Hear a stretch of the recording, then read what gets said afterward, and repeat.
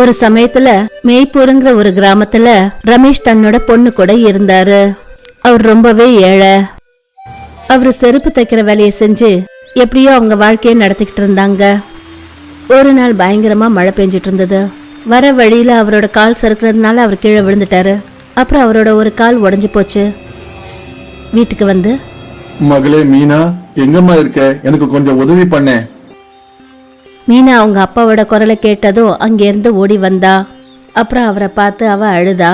அப்புறம் சொன்னா, அப்பா, உங்களுக்கு எப்படிப்பா இப்படி அடிபட்டுச்சு?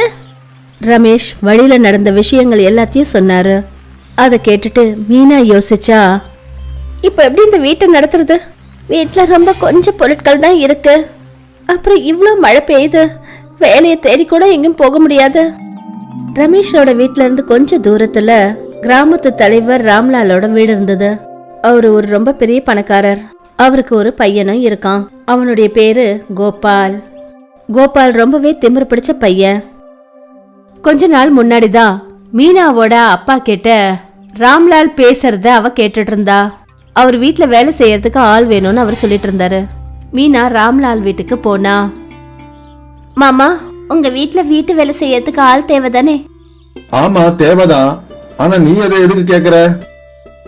மாமா, எனக்கு இப்ப இந்த வேலை அவசியம் தேவைப்படுது. என்னோட அப்பாவுக்கு ஒரு கால் உடைஞ்சு போச்சு. இப்ப அவரால் வேலைக்கு கூட போக முடியல. எனக்கு அந்த வீட்டு வேலையை கொடுங்கல. உங்க மனசுக்கு எவ்வளவு சரியா படுதோ அந்த சம்பளம் கொடுங்க போதும். ராம்லால் இந்த வாய்ப்பை தான் பயன்படுத்திக்கணும்னு நினைச்சான். அப்புறம் யோசிச்சான், அட, இது ஒரு நல்ல வாய்ப்பு. குறைஞ்ச சம்பளத்துல வீட்டு வேலைக்காரி கிடைச்சிட்டா. அப்ப சரிம்மா, நீ நாளையில இருந்து வந்துரு. மீனா காலையில எழுந்துப்பா. முதல்ல வீட்டு வேலை எல்லாத்தையும் செஞ்சு முடிச்சிருவா. அதுக்கப்புறம் தன்னோட அப்பாவுக்கு மருந்து கொடுத்துட்டு அதுக்கப்புறமா ராம்லாலோட வீட்டுக்கு போவா. அங்க எல்லா வேலைகளையும் செய்வா. மாமா, வேலை எல்லாத்தையும் செஞ்சுட்டேன். அப்ப நான் வீட்டுக்கு கிளம்பிட்டா? சரிம்மா, இப்ப போ. நாளைக்கு சீக்கிரமா வந்துரு. நாளைக்கு சில நண்பர்கள் எல்லாம் வராங்க. அவங்களுக்கு சமைச்சு வச்சுடு. என்ன?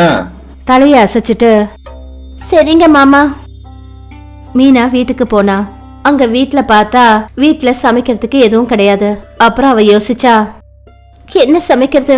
அப்பாவுக்கு சாப்பிட என்ன கொடுக்கறது? எனக்கும் ரொம்ப பசிக்குது. அப்புறம் சாப்பிடறதுக்கும் எதுவும் இல்ல. அப்பதான் அவளோட கவனம் ரொட்டி டப்பா மேல பட்டுச்சு. அதுல 2 ரொட்டிங்க இருந்தது. மீனா அவளோட அப்பாவுக்கு அந்த 2 ரொட்டியையும் உப்பையும் வச்சு கொடுத்தா. அப்புறம் அவ தண்ணிய குடிச்சு வயிற்ற நிறைச்சுக்கிட்டா. ரொட்டிய கொண்டு போய் கொடுத்தா. அம்மா மீனா, நீ ஏதாவது சாப்பிட்டியா இல்லையா? ஆமாப்பா, நான் மாமாவோட வீட்லயே சாப்பிட்டுட்டேன். இப்படி சொல்லிட்டு பசியில அழுதுகிட்டே மீனா தூங்கிட்டா. காலையில எழுந்து எப்பவும் போல வீட்டு வேலையை செஞ்சா. அப்புறம் சீக்கிரமா ராம்லாலோட வீட்டுக்கு போனா. அப்புறம் விதவிதமான உணவுகளை செஞ்சா. அப்பதான் கோபால் அங்க வந்தான். அப்புறம் சொன்னா, என்ன மீனா, சமையல்லாம் ஆயிடுச்சா இல்லையா? இதோ சமையல்லாம் முடிஞ்சிடுச்சு. அதுக்குள்ள கோபாலோட நண்பர்கள் வந்துட்டாங்க. அப்புறம் கோபால் அவங்க கிட்ட ரொம்ப ஜாலியா பேசிட்டு இருந்தான். கொஞ்ச நேரத்துக்கு அப்புறம் எல்லாருக்கும் பசிச்சுது. அப்பதான் கோபால் மீனாவுக்கு குரல் கொடுத்தான். ஏ மீனா, எல்லாருக்கும் சாப்பாடு எடுத்து வையே. இதோ எடுத்து வச்சிடுறேன். இப்படி சொல்லிட்டு மீனா உடனே சாப்பாடு எடுத்து வச்சிட்டா. கோபாலும் அவனோட நண்பர்களும் சாப்பாடு சாப்பிட்டாங்க. அதுக்கப்புறம் கோபால் மீனாவுக்கு குரல் கொடுத்தான். எல்லாத்தையும் இங்க இருந்து எடுத்துட்டு போ. மிச்சம் மீதி இருக்கிறத நாய்க்கு போட்டுடு. சார், ஒரு விஷயம் சொல்லட்டுமா? நீங்க எல்லாரும் எவ்வளவு சாப்பாடை வீணாக்கிட்டீங்க. நமக்கு எவ்வளவு பசிக்குதோ அந்த அளவுக்கு தான் நாம சாப்பாடை பிளேட்ல எடுத்துக்கணும். சாப்பாடுங்கிறது ரொம்ப அவசியமானது. நாம் அதை இப்படி வீணடிக்க கூடாது. அதை கேட்டதும் கோபாலுக்கு பயங்கரமா கோவம் வந்துடுச்சு. அப்புறம் அவன் சொன்னான், இதெல்லாம் என்னுடையது. இதுல எவ்வளவு சாப்பிடணும், எவ்வளவு மிச்சம் வைக்கணும்ன்றது என்னுடைய இஷ்டம். புரிஞ்சுதா? உனக்கு இப்ப இருக்குது பாரு, அப்பா வரட்டும்.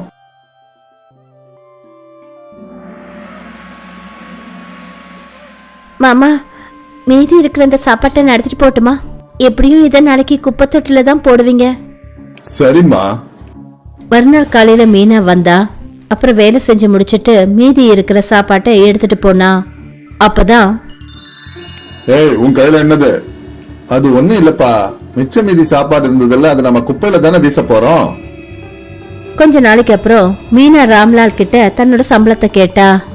அங்க நின்னுட்டு இருந்த கோபால் சொன்னா, எந்த சம்பளத்தை கேக்குற? தினமும் இங்க இருந்து சாப்பாடெல்லாம் கொண்டு போற, அதுக்கு பணமா குடுக்கற? சார், அந்த சாப்பாட்டை எப்படியும் நீங்க குப்பையில தான் தூக்கி போட போறீங்க. அது ஒருத்தரோட பசிய போக்குச்சுன்னா அதனால கடவுள் உங்களுக்கு நல்லது செய்வாரு. பாத்தீங்களாப்பா எப்படி எல்லாம் பேசுறான்னு? அன்னைக்கு எங்க ஃப்ரெண்டுங்க வந்தப்ப இவ அவங்க கிட்ட இப்படிதான் பேசினா.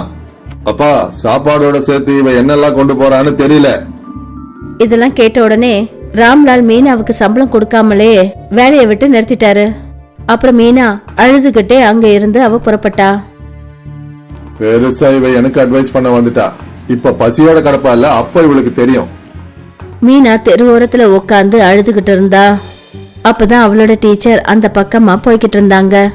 அவளை இந்த நிலைமையில பார்த்துட்டு அவங்க டீச்சர் மீனா கிட்ட, அம்மா மீனா, என்ன நீ எந்த நிலைமையில இருக்கிற? அப்புறம் நீ எதுக்காக ஸ்கூல் வரதே இல்ல? மீனா அழுதுகிட்டே எல்லா விஷயத்தையும் டீச்சர் கிட்ட சொன்னா. மீனா படிக்கிற விஷயத்துல ரொம்ப புத்திசாலி. அதனால டீச்சர் அவகிட்ட சொன்னாங்க, நீ என் கூட ஸ்கூலுக்கு வா. நீ பேசாம என் வீட்டுல வேலை செய். அப்புறம் நான் உனக்கு அட்மிஷன் கவர்மெண்ட் ஸ்கூல்ல வாங்கி கொடுக்கறேன். அங்க நீ ஃப்ரீயா படிக்கலாம். இத கேட்டதும் மீனா ரொம்ப சந்தோஷப்பட்டா. ஏன்னா அவ இனிமே தன்னோட படிப்போட சேர்த்து வேலை செஞ்சு தன்னோட பசிய கூட அவ போக்கிக்க முடியும். இங்க ராம்லால் தன்னோட வேலையில மோசடி செஞ்சதுனால மாட்டிக்கிட்டாரு. அவரை போலீஸ் அரெஸ்ட் பண்ணி கொண்டு போனாங்க. போலீஸ் அவருடைய நிலம் வீடு எல்லாத்தையும் அவர்கிட்ட இருந்து பிடுங்கிட்டாங்க. இப்ப கோபால் ரொம்பவே தனியால ஆயிட்டான். அவன்கிட்ட சாப்பிடறதுக்கு எதுவும் கிடையாது. அவனுக்கு ரொம்பவும் பசி எடுக்க ஆரம்பிச்சிடுச்சு. அவன் பக்கத்து வீட்டுக்காரங்க கிட்ட போய், எனக்கு ரொம்ப பசிக்குது, சாப்பிடறதுக்கு ஏதாவது இருந்தா கொடுங்க. யாரும் அவனுக்கு சாப்பிட எதுவும் கொடுக்கல. எல்லாரும் அவனை துரத்தி விட்டாங்க. அந்த பக்கமா போன மீனா எல்லாத்தையும் பார்த்தா. அப்புறம் கோபால தன்னோட கூட்டிக்கிட்டு போனா. அவங்க வீட்டுல காஞ்சி போய் வறண்டு போய் இருந்த உணவை சாப்பிடறதுக்கு கோபால் கிட்ட கொடுத்தா. பசியில இருந்த கோபால் எல்லாத்தையும் அவசர அவசரமா சாப்பிட்டான். நான் எவ்வளவோ உனக்கு தவறுகள் செஞ்சேன். அப்படி இருந்தும் நீ என்ன உன் வீட்டுக்கு கூட்டிட்டு வந்து சாப்பாடும் கொடுத்த. என்ன மன்னிச்சிடு மீனா. நான் உன்னை மன்னிச்சிட்டேன். நான் உனக்கு சாப்பாடு எதுக்காக கொடுத்தேன்னா என்ன எனக்கு தெரியும். பசினா என்னன்னு எனக்கு நல்லா தெரியும். பணக்காரனா இருந்தாலும் சரி, ஏழையா இருந்தாலும் சரி, எல்லாரோட பசியும் ஒரே மாதிரி தான் இருக்கும். அதை கேட்டதும் கோபால் மறுபடியும் மன்னிப்பு கேட்டான். அந்த நாளைக்கு அப்புறமா கோபால் மீனாவை தன்னோட தங்கையா நினைக்க ஆரம்பிச்சான். அப்புறம் அவங்க எல்லாரும் சந்தோஷமா ஒன்னா இருந்தாங்க.